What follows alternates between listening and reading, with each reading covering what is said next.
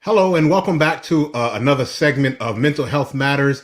I'm here with my best friend and his daughter, but I'm here with my best friend, and we're going to talk about a little bit about why people who may need help don't actually seek the help for this. Of course, May is Mental Health Awareness Month, and we talked about it often taking people 11 years on average to seek help when they need help. So I have Dalton T. Beckles here, who's a licensed clinical social worker. He is the founder and director of New Hope Clinical Services. So Theo, just talk to the people for a couple of minutes about why people who may need help don't really seek help. Sure, man. Hey, first of all, thanks for having me, man. This has just been a wonderful experience so far. This is Baby Sailor. You can say hi. You gonna say hello? Oh, very nice. Anyway, thanks for having me on here with you guys, David. You know, you ask a great question. You know, and as a therapist, somebody who's been in the field, who's worked for over 10 years with clients of all ages, of all races, all cultures.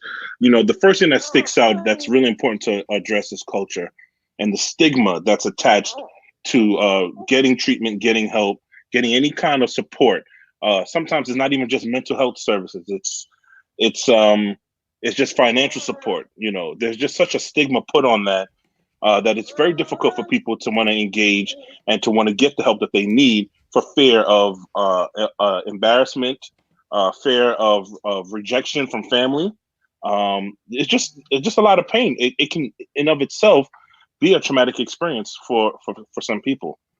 Sure. So when people initially do come to therapy and say, and mind you, Theo's the best clinician that I know, mind you. Okay. Oh, so when people, you, I lie on Cinco de Mayo. Good. But no.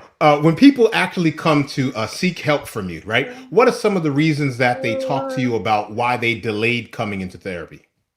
Yeah. So a lot of it has to do with the stigma that's out there. And not knowing what it would actually accomplish, especially for men. I find that for men, they just really don't understand what they can benefit, how they can what they can expect to see change in their lives.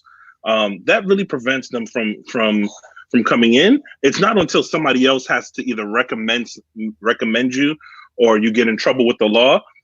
That's what we see a lot of people coming in and getting treatment. And then of course they love it and they don't want to leave. And you know, it becomes just this great special thing in their lives. Where are you going? I got you. Where are you going? Okay, all right. Sailor doesn't want you on TV, man. I understand, man. They just won't let us be great, man. But no, not at all.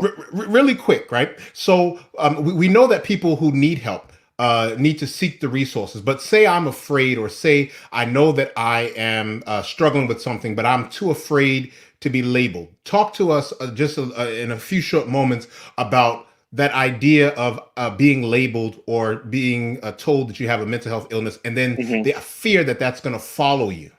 Yeah. And that makes sense. A lot of people who are even able to receive support, financial support, mental health or actual medical support tends to have to do with some type of diagnosis and labeling. We know that even for people to get health insurance or to get life insurance, certain things have to be done, have to be understood, and that makes a difference, and it changes the quality of life for a lot of people. But with that being said, there's something awesome about overcoming. There's something awesome about feeling liberated from the anxiety, the pressure, the depression.